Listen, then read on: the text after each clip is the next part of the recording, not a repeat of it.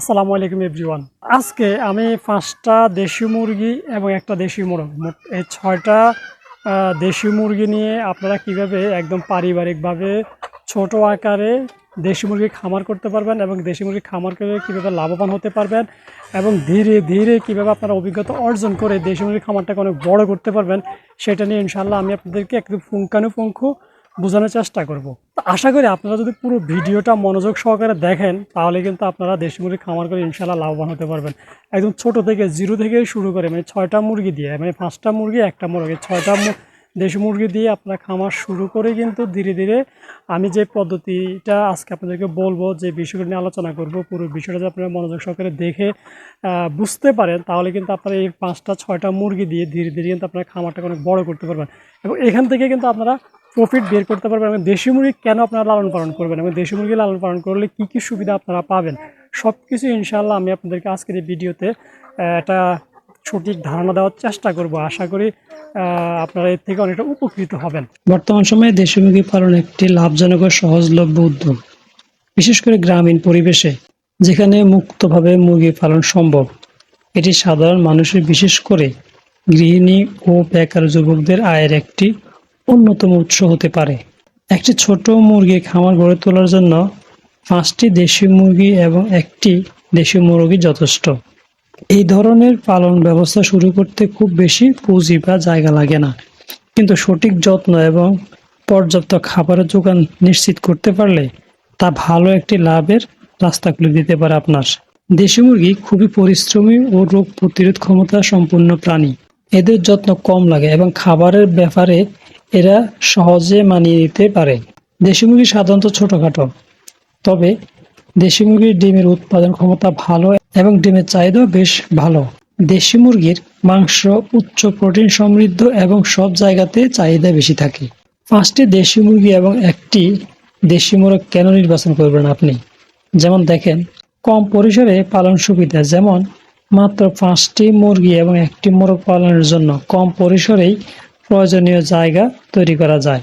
তারপরে কম খরচে শুরু করতে পারবেন, যেমন দেশি মুরগির জন্য খাদ্য খরচ কম লাগে এবং তাদের অধিকাংশ খাবার সহজেই স্থানীয়ভাবে সংগ্রহ করা যায়। এছাড়া উচ্চমানের ডিম ও মাংস উৎপাদন। দেশি মুরগির ডিম ও মাংসের পুষ্টিমান বেশি এবং বাজারে এর দামও ভালো পাওয়া যায়। তাছাড়া দেশি মুরগি সহজেই মুক্তভাবে পালন করা যায় এবং দেশি মুরগি বাইরে চলাফেরা করে নিজেদের খাবার নিজেরাই সংগ্রহ করতে পারে, এতে তারা খুব পারদর্শী। তাই দেশি মুরগি পালনে খাদ্য খরচটা অনেকাংশে কমে যায়। পাশাপাশি দেশি মুরগির রোগ প্রতিরোধ ক্ষমতা কিন্তু বেশ ভালো। দেশি মুরগি অন্যান্য মুরগির চেয়ে রোগ প্রতিরোধ ক্ষমতায় বেশি সক্ষম, ফলে এদের মধ্যে রোগ বালাই কম হয়। অন্যান্য মুরগি যেমন খুব সহজে অসুস্থ হয়ে যায়, দেশি মুরগি কিন্তু খুব সহজে অসুস্থ হয় না এবং অসুস্থ হলে ওরা অনেকটি লড়াই করতে পারে রোগের সাথে এবং ভালো একটা ট্রিটমেন্ট দিতে পারলে ওরা খুব সহজে সুস্থ হয়ে যায়। এছাড়া দেশি মুরগি পালনে খুব বেশি খরচ হয় না। প্রতিদিন দেশি মুরগি যে ডিম পাড়ে, এই ডিম বিক্রি করে কিন্তু আপনি কিছু টাকা আয় করতে পারবেন, এতে আপনি একটা ভালো একটা প্রফিটের মুখ দেখবেন। ৫টি মুরগি পালনে গড়ে প্রতিদিন ২ থেকে ৩টি ডিম পাওয়া যেতে পারে। এর মাধ্যমে মাস শেষে ভালো একটা আয়ের সুযোগ কিন্তু থাকছে। পাশাপাশি আপনি ঘরের ডিমের চাহিদাও কিন্তু খুব সহজেই পূরণ করতে পারতেছেন।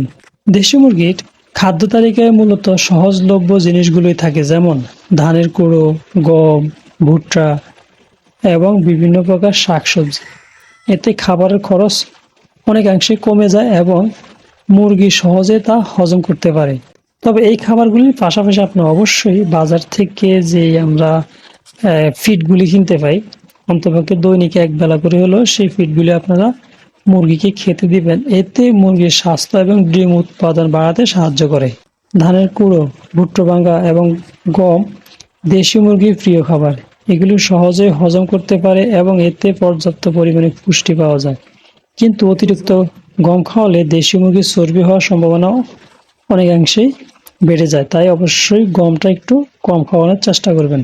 এগুলির পাশাপাশি অবশ্যই মুরগিকে শাকসবজি খাওয়াবেন। বাড়ির আশেপাশে যে কোনো শাকসবজি মুরগিদের খাবারে যোগ করা যায়। দেশি মুরগির সবুজ শাকসবজি খেতে অনেকটাই পছন্দ করে, তাই আপনারা অবশ্যই দেশি মুরগিকে এইসব খাবারের পাশাপাশি বাড়িতে যে প্রাকৃতিক শাকসবজিগুলি পাওয়া যায় সেগুলো অবশ্যই খাওয়ান। কারণ দেখবেন আমরা যখন মুরগিকে ছেড়ে ফেলি তখন কিন্তু মুরগি বাইরে ঘোরাফেরা করে কিন্তু অনেক শাক সবজি ঘাস পাতা এগুলি কিন্তু খায়। ডিম দেওয়া দেশি মুরগিকে অন্যান্য দানাদার খাবারের সাথে এক বেলা লেয়ার ওয়ান খাবার খাওয়াতে পারলে ডিমের পরিমাণ কিছুটা বৃদ্ধি পায়। 5টি ডিম দেওয়া দেশি মুরগির জন্য অন্যান্য দানাদার খাবারের সাথে 250 গ্রাম লেয়ার ওয়ান ফিড মিক্স করে দেওয়া যেতে পারে। আমি আগে বলছি আপনারা যে খাবারগুলি খাওয়াবেন এর সাথে অবশ্যই বাজার থেকে আপনার ফিড কিনে নিয়ে খাওয়াবেন। যেমন ডিম ফাড়া লেয়ার মুরগিকে অবশ্যই লেয়ার ফিডটা সাথে মিক্স করে দিবেন, তাহলে দেখবেন যে ডিমের প্রোডাকশন ভালো থাকবে।